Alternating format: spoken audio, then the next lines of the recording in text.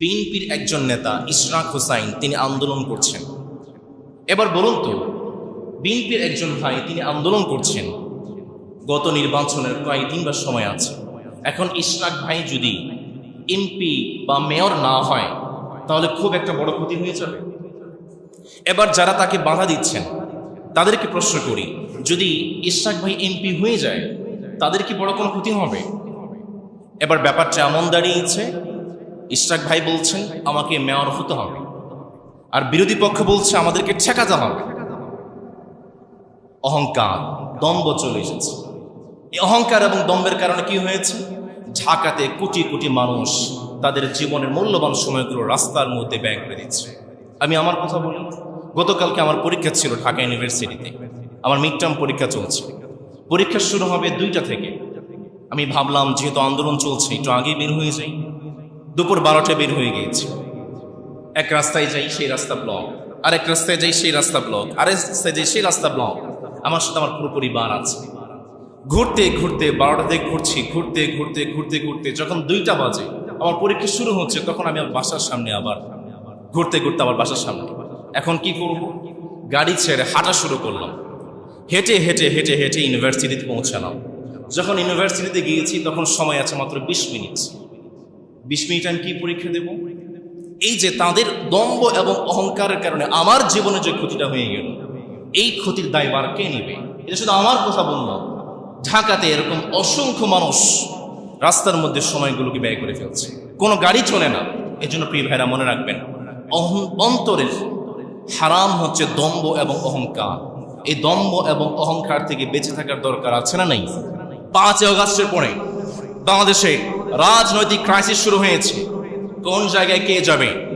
ওলামায়ে কেরামদের, মুসলমানদের ঐক্যবদ্ধ হওয়ার একটা সুন্দর প্ল্যাটফর্ম ছিল, কিন্তু ওলামায়ে কেরাম সেই প্ল্যাটফর্মকে কাজে লাগায় নাই।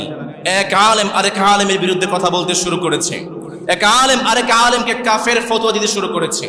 আমি তো বলি, আজ কেউ যদি ওলামায়ে কেরাম এক ছাদের নিচে আসতে পারে, কালকেই বাংলার মুসলমান বাংলাদেশের ক্ষমতা ওলামায়ে কেরামদের হাতে দিতে বাধ্য হয়ে যাবে। ওলামায়ে কেরামদেরকে মুসলমানরা ভালোবাসে, কিন্তু ওলামায়ে কেরাম তো এক প্ল্যাটফর্মে আসতে পারছে না। এখন আমরা রাজনৈতিক পরিচয় বড় হই, আমি আওয়ামী লীগ, আমি বিএনপি, আমি জামাত ইসলাম, আমি হেফাজত ইসলাম, আমি ইসলামী আন্দোলন, আমি চরমোনাই। আমরা ভুলেই গিয়েছি আমরা মুসলমান, আমরা ভুলেই গিয়েছি আমরা মুসলমান। আমরা রাজনৈতিক পরিচয় বড় হচ্ছে। প্রিয় ভাইয়েরা মনে রাখবেন, অ্যাজ আ মুসলিম, মুসলমান হিসাবে আল্লাহর জমিনে আল্লাহর দ্বীন কায়েম করার দায়িত্ব শুধুমাত্র আমাদের, এবং সেই রাজনীতি আমাদেরকে করতে হবে। সেই দল আপনাকে করতে হবে যেই দল আল্লাহর জমিনে আল্লাহর বিধান কায়েম করার কথা বলে। এই কথা যদি আপনি না বলতে পারেন, সেই দল যদি আপনি করতে না পারেন, আপনি মুসলমান নামের মুনাফিক। আপনার মতো মুসলমান দিয়ে এক বিন্দু পরিমাণ ইসলামের মধ্যে কোনো সার্থকতা নাই। মুসলমান, আমার পরিচয় আমি বিএনপি নই, আমার পরিচয় আমি আওয়ামী লীগ নই, আমার পরিচয় আমি জামাত ইসলাম নই, আমার পরিচয় আমি হেফাজত ইসলাম নই, আমার পরিচয় হচ্ছে আমি মুসলমান। চিল্লায় বলতে হবে, আমাদের পরিচয় কি? আমাদের পরিচয় হচ্ছে মুসলমান। তোমাকে আমি পুরো বিশ্বের নেতা বানাতে চাই, পুরো বিশ্বের নেতা আমি তোমাকে করতে চাই, জাতির পিতা আমি তোমাকে করতে চাই। কিন্তু ইব্রাহিম, তোমাকে কিছু পরীক্ষা দিতে হবে, পরীক্ষায় তোমাকে পাশ করতে হবে। ইব্রাহিম আলাইহিস সালামকে 1 নম্বর পরীক্ষা করলেন, ইলকাহু ফিন্নার। ইব্রাহিম আলাইহিস সালাম যখন তার সমাজের বুকে কোরআনের দাওয়াত শুরু করলেন, ইসলামের দাওয়াত শুরু করলেন, এক আল্লাহর দাওয়াত শুরু করলেন, নমরুদ বলতে শুরু করলো ইব্রাহিমকে ধর। ইব্রাহিম তো আমাদের বাপ দাদের ব্যবসাকে লাটে উঠাবে, ইব্রাহিম তো আমাদের বাপ দাদের ব্যবসাকে খেয়ে ফেলবে, ইব্রাহিমকে ধর, আগুনের মধ্যে নিক্ষেপ কর। ইব্রাহিম আলাইহিস সালামকে আগুনের মধ্যে নিক্ষেপ করা হয়েছে। জিবরিল আলাইহিস সালাম ইব্রাহিমকে বললেন, ইব্রাহিম রে, আপনার জন্য আমরা কি করতে পারি বলেন? ইব্রাহিম আলাইহিস সালাম জানিয়ে দিলেন, জিবরিল রে, যে রবের দাওয়াত দিতে গিয়ে আমি ইব্রাহিম আগুনের মধ্যে নিক্ষিপ্ত হয়েছি, সেই রব কখনোই আমাকে একা ছেড়ে দেবেন না। আল্লাহু আকবার। ইব্রাহিম আলাইহিস সালাম জিবরিলকে বলেন, জিবরিল তোমার কিছু করতে হবে না, আমার রব আছে, আমার রব আমার জন্য করবে। রব্বুল আলামিন আগুনকে ঘোষণা দিয়ে দিলেন, আগুন রে, তুমি আমার ইব্রাহিমের জন্য নাতিশীতোষ্ণ হয়ে যাও, খুব ঠান্ডা হইও না, আমার ইব্রাহিমের কষ্ট হবে, খুব গরম হইও না, আমার ইব্রাহিমের কষ্ট হবে। ইব্রাহিম আলাইহিস সালাম সেই আগুনের মধ্যে বসবাস করতে শুরু করলেন। রব্বুল আলামিন সেই কথাটা কি বললেন? কুলনা ইয়া নারু কুনি বারদান ওয়া সালামান আলা ইব্রাহিম। নবী মূসার মতো ঈমান হলে রাস্তা হবে সাগর জলে, নবী ইউসুফের মতো ঈমান হলে একে একে দরজা খুলে, নবী ইব্রাহিমের মতো ঈমান যদি আজও থাকে বিদ্যমান, অগ্নিকুণ্ডে দেখতে পাবে খুবসুরতে গুলবাগান। আল্লাহু আকবার। ইব্রাহিম আলাইহিস সালামকে আল্লাহ তাআলা এক নম্বর পরীক্ষা করলেন, ইলকাউহু ফিন্নার। ইব্রাহিমকে আগুনের মধ্যে নিক্ষেপ করেছে। ইব্রাহিম মালিককে কোনো অবজেকশন করে নাই, কোনো কমপ্লেইন করে নাই, কোনো অভিযোগ করেন নাই। এই পরীক্ষায় ইব্রাহিম আলাইহিস সালাম গোল্ডেন A+ পেয়ে পাশ করেছে। সুবহানাল্লাহ পড়বেন না? ঈমানের পথে অবিচল থেকে আমার মরণ যেন হয়। ঈমানের পথে অবিচল থেকে আমার মরণ যেন হয়। তোমারই কাছে মিনতি আমার, মহামহিম দয়াময়। ঈমানের পথে অবিচল থেকে আমার মরণ যেন হয়। আওয়াজ করে পড়েন আমিন। ইব্রাহিম আলাইহিস সালাম এক নম্বর পরীক্ষায় পাশ করলেন। ইব্রাহিম আলাইহিস সালামকে আল্লাহ তাআলা 2 নম্বর পরীক্ষা করেছিলেন সন্তান না দিয়ে। সন্তান না দিয়েও কিন্তু পরীক্ষা করা যায়। আমাদের সমাজে অনেক ভাইরা আছেন, বিয়ে করেছেন, 5 বছর 10 বছর 15 বছর কোনো সন্তান নাই। এমন ভাইরা তো মুহুরি পাড়াতে নাই, আছে না নেই? সন্তান না দিয়ে আল্লাহ তাআলা পরীক্ষা করতে পারেন। প্রিয় ভাই, আপনার জন্য সবচেয়ে বড় মডেল হচ্ছে ইব্রাহিম আলাইহিস সালাম। ইব্রাহিম আলাইহিস সালাম ধৈর্যহারা হননি, রবের কাছে দোয়া করেছে, মালিক আমি যখন ইন্তেকাল করব, আমার ইন্তেকালের পরে পৃথিবীতে কে তোমার বাণী প্রচার করবে, ইসলামের দাওয়াত কে দিবে, তাওহীদের বাণী কে পৌঁছাবে? মালিক আমার মৃত্যুর পরে ইসলামের বাণী পৌঁছানোর জন্য আমাকে একজন সন্তান দিন। এই জন্য সন্তান চাইবেন ইসলামের খাদেম বানানোর জন্য। চিল্লায় বলতে হবে ঠিক কিনা? ইব্রাহিম আলাইহিস সালাম দোয়া করতে লাগলেন, মালিক আমাকে একজন সন্তান দিন, আমার ইন্তেকালের পরে যে সন্তান ইসলামের দায়ী হবে, ইসলামের দাওয়াত দিবে, কালিমার দাওয়াত দিবে। ইব্রাহিম আলাইহিস সালাম দোয়া করতে লাগলেন, মালিক রব্বি হাবিলি মিনাস সালিহিন, মালিক আমাকে একজন সন্তান দিন, নেক সন্তান দিন। রব্বুল আলামিনকে বললাম, মালিক নেক সন্তান তো আমরা চাই, নেক সন্তানের জন্য কি দোয়া করতে পারি? আমার ভাইয়েরা যারা নেক সন্তান চান তাদের জন্য মালিক বলছেন, বান্দা শোনো শোনো, রব্বানা হাব লানা মিন আজওয়াজিনা ওয়া যুররিয়াতিনা কুররাতা আ'য়ুন ওয়াজআলনা লিল মুত্তাকিনা ইমামা। রব্বুল আলামিন বললেন, বান্দা শুনো শুনো, সন্তানকে নেককার বানাতে চাও, আল্লাহ ওয়ালা বানাতে চাও, মুত্তাকি সন্তান তোমরা পেতে চাও, সন্তানের জন্য তোমরা বেশি বেশি করে দোয়া করবে। এখন আমরা যখন মাহফিলগুলোতে যাই, মাহফিল কমিটি এসে বলে, হুজুর সব ওয়াজ বাদ দেন, আগে সন্তান কিভাবে মানুষ করব সেই ওয়াজ করেন। সন্তান যদি মানুষের মতো মানুষ না করেন, আর সন্তান যদি অমানুষ হয়ে যায়, এর চেয়ে বড় জাহান্নাম আর কিচ্ছু হতে পারে না, ঠিক কিনা? এই জন্য আমার ভাইয়েরা, যারা সন্তানকে মানুষ করতে চান বেশি বেশি করে দোয়া করতে হবে কার কাছে? রব্বুল আলামিন ইব্রাহিম আলাইহিস সালামকে সন্তান না দিয়ে পরীক্ষা করেছেন। বৃদ্ধ বয়সে কি ইব্রাহিমকে সন্তান দিলেন, ইসমাঈল আলাইহিস সালামকে দিলেন। এক তো মানে ইব্রাহিম আলাইহিস সালামকে সন্তান না দিয়ে পরীক্ষা করলেন, আবার যখন ইব্রাহিম আলাইহিস সালামকে মানে সন্তান দিয়েছেন, আবার সন্তান দিয়ে পরীক্ষা করেছেন।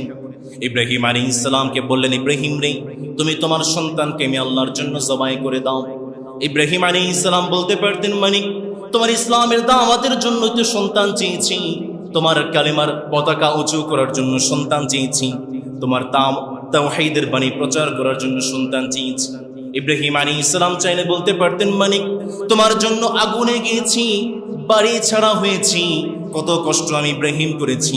ইব্রাহিম চাইলে বলতে পারতেন, মালিক অন্য কোনো পরীক্ষা দাও, সন্তানকে জবাই করার মতো কঠিন পরীক্ষা আমি ইব্রাহিম দিতে পারবো না। কিন্তু ইব্রাহিম আলাইহিস সালাম টু শব্দ পর্যন্ত করেন নাই। ইব্রাহিম আলাইহিস সালাম জানিয়ে দিয়েছেন, আসলামতু লিরাব্বিল আলামিন। ইব্রাহিমকে যখন বলেছেন, ইব্রাহিম তুমি আমার সন্তুষ্টির জন্য তোমার সন্তানকে জবাই করে ফেলো, ইব্রাহিম আলাইহিস সালাম এক মুহূর্ত বিলম্ব করেন নাই, এক মুহূর্ত চিন্তা করেন নাই। মালিকের ওয়ার্ডার পাওয়ার সাথে সাথে ইব্রাহিম তার কলিজার টুকরা ইসমাইলের গলার মধ্যে ছুরি চালিয়ে দিয়েছে।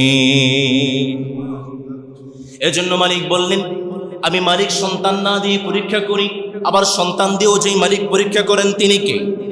রব্বুল আলামিন। এরপরে কত সুন্দর করে বললেন, 4 নম্বরে পরীক্ষা করেছেন।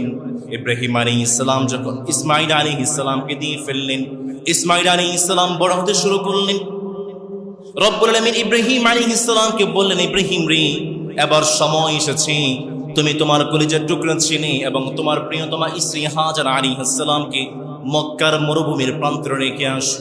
ইব্রাহিম আলাইহিস সালাম জানতেন মক্কার মরুভূমির প্রান্তরে কোনো মানুষ নেই, কোনো প্রাণী নেই, কোনো খাবার নেই, কোনো পানি নেই, কিচ্ছু নেই। সেইখানে যদি আমি আমার পরিবারকে রেখে আসি, নিঃসন্দেহে আমার পরিবার মৃত্যুবরণ করবে, এর মধ্যে কোনো সন্দেহ নেই। কিন্তু ইব্রাহিম মালিক থেকে যখন অর্ডার পেয়েছেন, এক বিন্দু পরিমাণ বিলম্ব করেন নেই, রওনা হয়ে গিয়েছে। ইব্রাহিম আলাইহিস সালাম তার পরিবারকে মক্কার মরুভূমির প্রান্তরে রেখে আসলেন। কিন্তু ইব্রাহিমের মন তো মানে না, ইব্রাহিমের চোখ দিয়ে টপ টপ করে পানি পড়ছে। ইব্রাহিম একটু আড়াল হয়ে রবের কাছে দোয়া করতে শুরু করলেন, মালিক আমি আমার পরিবারকে আপনার জন্য রেখে গেলাম, কিন্তু দোয়া করছি, ফরিয়াদ করছি, মালিক দয়া করে মায়া করে আপনি আমাকে পরিবারহীন করিয়েন না, দয়া করে মায়া করে আমাকে সন্তানহীন করিয়েন না। বৃদ্ধ বয়সে সন্তান দিয়েছেন, সন্তান আমার সঙ্গে কথা বলতে পারে, হাঁটতে পারে, চলতে পারে, বাবা বাবা বলে ডাকে, মামা বলে ডাকে। এর চেয়ে কল্যাণের, এর চেয়ে সুখের অবস্থা তো আর নেই। মালিক আপনার হুকুম তো আমি পালন করেছি, আমার পরিবারকে মক্কার মরুভূমির প্রান্তরে রেখে এসেছি, দয়া করে মায়া করে আপনি আমার পরিবারের জন্য খাবারের ব্যবস্থা করে দেন। ইব্রাহিম আলাইহিস সালাম দোয়া করতে লাগলেন, মালিক রব্বানা ইন্নী আসকানতু মিন যুররিয়্যাতি বিওয়াদিন গায়রি যি যার'ইন ইনদা বাইতিকাল মুহাররাম। ইব্রাহিম আলাইহিস সালাম দোয়া করলেন, মালিক দয়া করে মায়া করে আপনি আমার পরিবারের জন্য খাবারের ব্যবস্থা করে দেন। ওয়ালা শারীকা লাহু وهو الله الواحد الفرد الصمد لم يلد ولم يولد ولم يكن له كفوا أحد ونشهد أن سيدنا ونبينا وحبيبنا ومولانا محمد الذي أرسله بالحق بشيرا ونذيرا وداعيا إلى الله بإذنه وسراجا منيرا.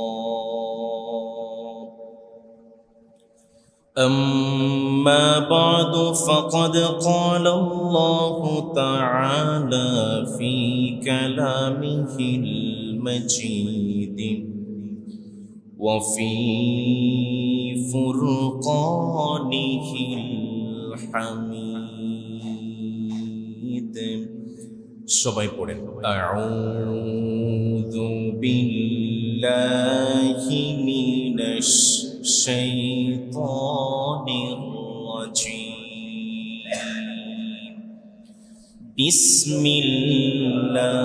বিসমিল্লাহির রাহমানির রাহিম। وأذن في الناس بالحج يأتوك رجالا وعلى كل ضامر يأتين من كل فج عميق إن الله وملائكته يصلون على النبي يا أيها الذين آمنوا صلوا عليه وسلموا تسليما اللهم صل على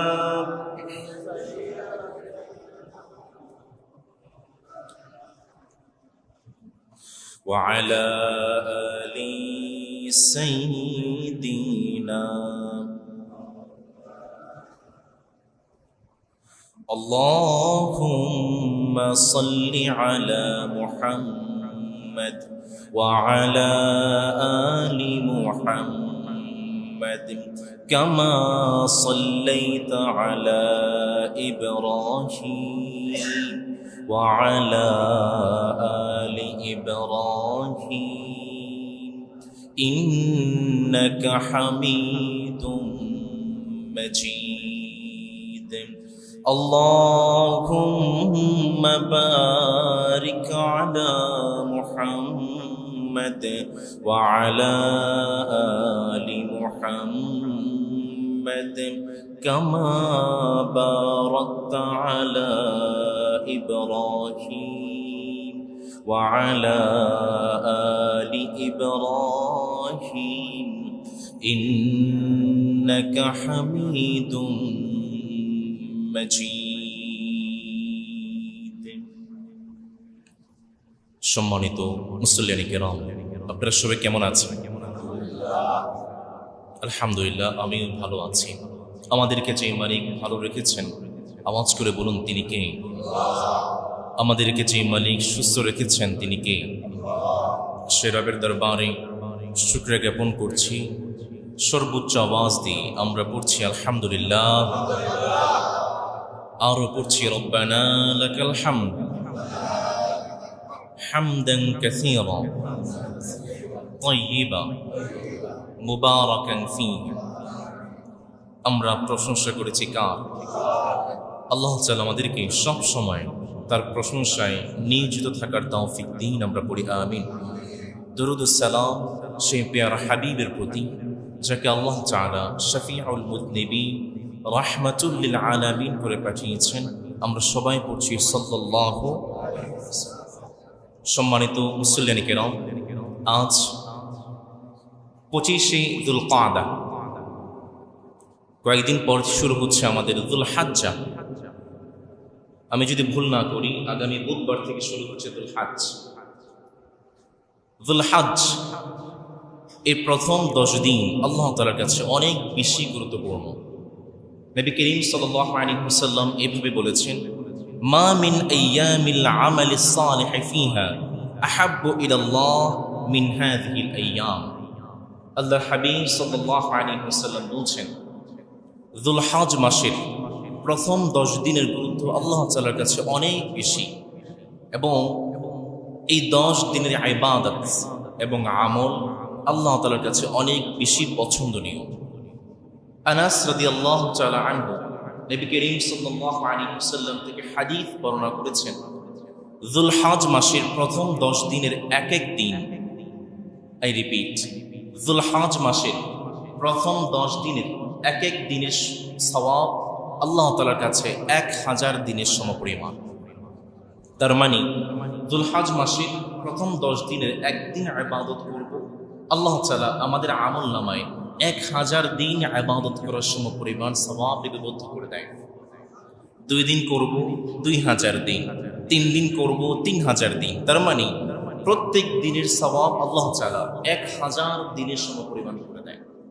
আর আরাফার দিন, এক আরাফার দিন আল্লাহ তাআলার কাছে 10,000 দিনের সমপরিমাণ সওয়াব লিপিবদ্ধ করে দেয়। তার মানে এক আরাফার দিনে ইবাদত করব, আল্লাহ তাআলা আমাদের আমলনামায় 10,000 দিন লাগাতার ইবাদত করলে যা সওয়াব, সমপরিমাণ সওয়াব আমাদের আমলনামায় যে মালিক লিপিবদ্ধ করেন তিনি কে? জিলহজ মাসের এই দিনগুলোতে আমরা কি কি ইবাদত করতে পারি তার একটা রোডম্যাপ, একটা সংক্ষিপ্ত তালিকা আপনাদের সাথে শেয়ার করছি। সম্মানিত প্রিয় ভাইয়েরা, জিলহজ মাসের প্রথম দিনগুলোতে যে ইবাদতগুলো করতে পারি তার মধ্যে 1 নম্বর, আমরা সিয়াম পালন করতে পারি। আমরা চাইলে জিলহজ মাসের প্রথম 10 দিন আমরা সিয়াম পালন করতে পারি। 2 নম্বর, আমরা কোরআন তিলাওয়াত করতে পারি। বিশেষ করে ফজরের সালাতের পরে সূরা ইয়াসিন পড়তে হয়, মাগরিবের সালাতের পরে সূরাতুল ওয়াকিয়া, ঘুমের আগে সূরাতুল মুলক। এই সূরাগুলো যেন কোনোভাবেই আমাদের জীবন থেকে মিস না হয়ে যায়। 3 নম্বর, বেশি বেশি করে দোয়া করতে পারি। নবী করিম সাল্লাল্লাহু আলাইহি ওয়াসাল্লাম জানিয়েছেন যে দিনগুলোতে আল্লাহ তাআলা দোয়া কবুল করেন তার মধ্যে অন্যতম হচ্ছে জিলহজ মাসের প্রথম 10 দিন। এজন্য বেশি বেশি করে দোয়া করতে পারি। একটা বাক্য আপনাদের সাথে শেয়ার করতে চাই, যে বাক্যটা পড়ার পরে আল্লাহ তাআলার কাছে আপনি যে দোয়াই করবেন, যে ইবাদতই করবেন, সাথে সাথে আল্লাহ তাআলা তা কবুল করে নেন। সুবহানাল্লাহ পড়ে। রাত্রে ঘুমিয়েছি 10টার দিকে, 9টার দিকে ঘুমিয়েছি, 11টার দিকে ঘুমিয়েছি, 2টার দিকে হঠাৎ করে ঘুম ভেঙে যায়। হয়তো ওয়াশরুম চেপেছে বা তৃষ্ণা লেগেছে, পিপাসা লেগেছে, পানি খেতে হয়, এবং হয় না আমার ভাইয়েরা? নবী করিম সাল্লাল্লাহু আলাইহি ওয়াসাল্লাম বলেছেন, রাত্রিবেলায় যদি আপনার ঘুমটা ভেঙে যায় এটা আপনার জন্য অত্যন্ত বরকত, অত্যন্ত কল্যাণের। নবীজি বলেছেন, আপনি যখন রাত্রিবেলায় ঘুমাচ্ছেন হঠাৎ করে 2টার দিকে 3টার দিকে আপনার ঘুমটা ভেঙে যায়, ঘুমটা ভেঙে যাওয়ার পরে আপনি একটি দোয়া করবেন। নবীজি দোয়া শিখিয়েছেন, লা ইলাহা ইল্লাল্লাহ ওয়াহদাহু লা শারীকা লাহু লাহুল মুলকু ওয়া লাহুল হামদু ওয়া হুয়া আলা কুল্লি শাইইন কাদির, লা ইলাহা ইল্লাল্লাহ সুবহানাল্লাহ ওয়াল হামদুলিল্লাহ ওয়া লা ইলাহা ইল্লাল্লাহ আল্লাহু আকবার। এই দোয়াটা আপনি পড়লেন। এই দোয়া পড়ার পরে আল্লাহ তাআলার কাছে আপনি যাই চাইবেন নবীজি ওয়াদা করেছেন মালিক আপনাকে তাই দেবেন। রাত্রিবেলা ঘুম ভেঙে গিয়েছে, এই দোয়াটি পড়েন। এই দোয়াটি পড়ার পরে আপনি যা ইবাদত করবেন আল্লাহ তাআলা আপনার সাথে সাথে ইবাদতগুলো কবুল করে নেয়। তার মানে আপনাকে উঠে, যদি আপনি উঠে ওযু করে সুন্দর করে মুসল্লাটা বিছিয়ে পড়তে পারেন তাহলে তো ভালো। এতে ওযু করতে পারলেন না, মুসল্লাটাও বিছাতে পারলেন না, শুয়ে আছেন, ঘুমটা ভেঙে গেল, চোখটা খুলে গেল, আপনি দোয়াটা পড়লেন। শুয়ে শুয়ে রবের কাছে দোয়া করতে লাগলেন মালিক। বাক্যটা পড়লেন, বাক্যটা পড়ে রবের কাছে চাইতে লাগলেন, মালিক সন্তানকে মানুষ করার তৌফিক দাও, সন্তানকে মানুষের মতো মানুষ করো। দোয়া করলেন, মালিক বাবা মার কবরটাকে জান্নাতের টুকরা বানিয়ে দাও, মালিক আমাকে নেক হায়াত দান করে দাও, আমাদেরকে সুস্থতা দান করে দাও, মালিক আমার ইনকামের মধ্যে বরকত দিয়ে দাও, আমার সমাজটাকে হেফাজত করে দাও, বাংলাদেশটাকে সমস্ত বিপদ থেকে হেফাজত করে দাও। চোখটা খুলল, আপনি দোয়াটা পড়লেন আর রবের কাছে চাইতে শুরু করলেন। নবীজি ওয়াদা করেছেন আল্লাহ তাআলা আপনার প্রত্যেকটা দোয়া কবুল করবে। এই জন্য এটা আমরা করতে পারবো না ইনশাআল্লাহ। সম্মানিত প্রিয় ভাইয়েরা, 4 নম্বর কিয়ামুল লাইল। এই প্রথম 10 দিনে আমরা বেশি বেশি করে কিয়ামুল লাইল করতে পারি। 5 নম্বর, আমরা তাওবা করব। আমাদের জীবনে গুনাহের কোনো শেষ নেই। সকালে চোখটা খোলা থেকে শুরু হয় গুনাহের কাজ। গুনাহ করতে করতে এমন হয়ে গিয়েছে রব থেকে অনেক বেশি দূরে চলে এসেছে। গুনাহ করতে করতে নিজের জীবনটাকে কলুষিত করে ফেলেছি। একটা বার রবের দরবারে গিয়ে সিজদা করব, লজ্জা লাগে, এত বেশি গুনাহ করেছি। একটা বার রবের কাছে ক্ষমা চাইব, লজ্জা লাগে, এত বেশি গুনাহ করেছি। বেশি বেশি করে তাওবা করে, আর তাওবা করার সবচেয়ে উত্তম মাধ্যম হচ্ছে সাদাকা। বেশি বেশি করে সাদাকা করেন। আপনি যদি চান আপনার তাওবা রবের কাছে কবুল হোক, আপনি সাদাকার মাধ্যমে তাওবা করেন। কারণ তাওবা সবচেয়ে উত্তম পদ্ধতি হচ্ছে সাদাকা। আমরা তো এখন ব্যাংকে কত টাকা জমালাম, কয়েকদিন পর পর লিস্ট বের করি, দেখি কত টাকা আছে, গণনা করতে চাই, হিসাব করতে চাই না। যা জমিয়েছেন, যা ব্যাংকে রেখে দিয়েছেন, তাই আপনার অকল্যাণ বয়ে আনবে। যা দান করেছেন, যা খেয়েছেন, তাই আপনার জন্য বরকত নিয়ে আসবে। এজন্য যত বেশি পারেন রবের জন্য দান করবেন, যত বেশি পারেন ইসলামের জন্য দান করবেন। আমি যদি আমার কথা বলি, এটা শো অফের জন্য না, আমি আপনাদেরকে মোটিভেট করার জন্য বলছি। রমাদানে আপনারা আমাকে যে হাদিয়াটা দিয়েছিলেন, সেই হাদিয়ার 3 ভাগের 1 ভাগের কিছু কম, অল্প কিছু টাকা আমি আমার জন্য রেখেছি, আর বাকি সম্পূর্ণ টাকা আমি আল্লাহর জন্য দিয়ে দিয়েছি। প্রিয় ভাইয়েরা আমার, আমি যদি পারি, আপনি পারবেন না? পারবো তো ইনশাল্লাহ। সবচেয়ে ইম্পর্ট্যান্ট, সবচেয়ে গুরুত্বপূর্ণ হচ্ছে যখন আপনি সাদাকা করছেন, যখন আপনি দিচ্ছেন দেওয়ার আগ মুহূর্তের সময়, এবং যখন আপনি দিয়ে দিলেন দেওয়ার পরবর্তী সময়, এই 2টা সময় রবের কাছে ক্ষমা চাই। পারবো তো ইনশাল্লাহ। 6 নম্বর, 7 নম্বর, হারাম বর্জন করতে হবে। যুলকাদা, যুলহজ্জের এই দিনগুলোতে অবশ্যই হারাম থেকে বেঁচে থাকতে হবে। আমি এখানে 2টা হারামের কথা উল্লেখ করতে চাই। 1 নম্বর, মুখের হারাম। মুখের হারাম হচ্ছে 3টি। আওয়াজ করে বলেন, মুখের হারাম কয়টা? 1 নম্বর মিথ্যে বলা, 2 নম্বর গীবত করা, 3 নম্বর গালিগালাজ করা। কখনো মিথ্যে বলা যাবে, গীবত করা যাবে, গালিগালাজ করা যাবে। মুখের এই 3টা হারাম থেকে আমাদেরকে বেঁচে থাকতে হবে। অন্তরের হারাম থেকে বেঁচে থাকতে হবে। অন্তরের হারাম হচ্ছে 3টা। 1 নম্বর বিশ্বাসঘাতকতা। বিশ্বাস তো আমাদের সমাজ থেকে উঠিয়ে গিয়েছে। ধার নিয়েছি, আগামী সোমবারে দেব, সেই সোমবার আর জীবনে আসে না। কত সোমবার চলে যায়, সেই সোমবার আর আসে না। মনের মধ্যে কল্পনা করেই নেই, ধারটা একবার নেই, টাকাটা একবার পাই, এরপরে দেখা যাবে কবে দেব, সেটা আমার দায়িত্ব। বিশ্বাসঘাতকতা আমাদের সমাজে বেড়ে গিয়েছে। 2 নম্বর দম্ভ এবং অহংকার। অন্তরের হারাম। দম্ভ অহংকার থেকে বেঁচে থাকতে হবে। মনে রাখবেন, দম্ভ এবং অহংকারের যে ক্ষতিটা, যে আগুন, সেই আগুনটা শুধু আপনাকে ছাই করবে ব্যাপারটা এমন নয়, আপনার আশেপাশে যারা আছে তাদেরকেও এই দম্ভ এবং অহংকার আগুনে জ্বলে পড়ে ছারখার হতে হবে। একটা এক্সাম্পল দিই। বর্তমানে ঢাকাতে বিএনপির একজন নেতা ইশরাক হোসাইন, তিনি আন্দোলন করছেন। এবার বলুন তো, বিএনপির একজন ভাই তিনি আন্দোলন করছেন, গত নির্বাচনের প্রায় 3 বার সময় আছে। এখন ইশরাক ভাই যদি এমপি বা মেয়র না হয়, তাহলে খুব একটা বড় ক্ষতি হয়ে যাবে।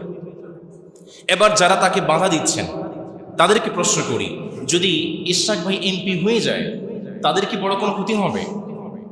এবার ব্যাপারটা এমন দাঁড়িয়েছে, ইশরাক ভাই বলছেন আমাকে মেয়র হতে হবে, আর বিরোধী পক্ষ বলছে আমাদেরকে ঠেকাতে হবে। অহংকার, দম্ভ চলে এসেছে। এই অহংকার এবং দম্ভের কারণে কি হয়েছে? ঢাকাতে কোটি কোটি মানুষ তাদের জীবনের মূল্যবান সময়গুলো রাস্তার মধ্যে ব্যয় করে দিচ্ছে। আমি আমার কথা বলি, গতকালকে আমার পরীক্ষা ছিল ঢাকা ইউনিভার্সিটিতে। আমার মিড টার্ম পরীক্ষা চলছে। পরীক্ষা শুরু হবে 2টা থেকে। আমি ভাবলাম যেহেতু আন্দোলন চলছে একটু আগে বের হয়ে যাই। দুপুর 12টায় বের হয়ে গিয়েছি। এক রাস্তায় যাই, সেই রাস্তা ব্লক, আরেক রাস্তায় যাই, সেই রাস্তা ব্লক, আরেক রাস্তায় যাই, সেই রাস্তা ব্লক। আমার সাথে আমার পুরো পরিবার আছে। ঘুরতে ঘুরতে 12টাতে ঘুরছি, ঘুরতে ঘুরতে ঘুরতে ঘুরতে যখন 2টা বাজে, আমার পরীক্ষা শুরু হচ্ছে, তখন আমি আমার বাসার সামনে আবার ঘুরতে ঘুরতে আমার বাসার সামনে। এখন কি করব? গাড়ি ছেড়ে হাঁটা শুরু করলাম। হেঁটে হেঁটে হেঁটে হেঁটে ইউনিভার্সিটিতে পৌঁছালাম। যখন ইউনিভার্সিটিতে গিয়েছি তখন সময় আছে মাত্র 20 মিনিট। 20 মিনিট আমি কি পরীক্ষা দেব? এই যে তাদের দম্ভ এবং অহংকারের কারণে আমার জীবনে যে ক্ষতিটা হয়ে গেল, এই ক্ষতির দায়ভার কে নেবে? এটা শুধু আমার কথা বললাম, ঢাকাতে এরকম অসংখ্য মানুষ রাস্তার মধ্যে সময়গুলোকে ব্যয় করে ফেলছে, কোনো গাড়ি চলে না। এজন্য প্রিয় ভাইরা মনে রাখবেন, অন্তরের হারাম হচ্ছে দম্ভ এবং অহংকার। এই দম্ভ এবং অহংকার থেকে বেঁচে থাকার দরকার আছে না নাই? 3 নম্বর, অন্তরের হারাম হচ্ছে হিংসা। হিংসা বিদ্বেষ থেকে বেঁচে থাকতে হবে। সম্মানিত প্রিয় ভাইয়েরা, যুলহজ্জ মাসের এই গুরুত্বপূর্ণ দিনগুলোতে 7 নম্বর কর্মসূচি হলো আমাদেরকে অবশ্যই হারাম থেকে বেঁচে থাকতে হবে। 8 নম্বর, বেশি বেশি করে যে রবের জিকির করব, আওয়াজ করে বলেন তো তিনি কে? 9 নম্বর, নফল ইবাদতগুলো বেশি বেশি করে করতে হবে, বিশেষ করে নফল সালাত যেগুলো আছে সেই সালাতগুলো আমরা দেখব। 10 নম্বর, আরাফার দিনের সিয়াম আমরা পালন করব। এই 10টি ইবাদত আমরা যুলহজ্জ মাসের দিনগুলোতে করতে চাই, আমরা পড়ছি ইনশাআল্লাহ। সম্মানিত প্রিয় ভাইরা, আমরা যে মাসটা অতিক্রম করছি এই মাসের নাম হচ্ছে যুলকাদা। আওয়াজ করে বলুন এই মাসের নাম কি? এই যুলকাদ মাসের গুরুত্ব কিন্তু আল্লাহ তাআলার কাছে অনেক বেশি। এই যুলকাদ মাসে বেশ কিছু ইম্পর্টেন্ট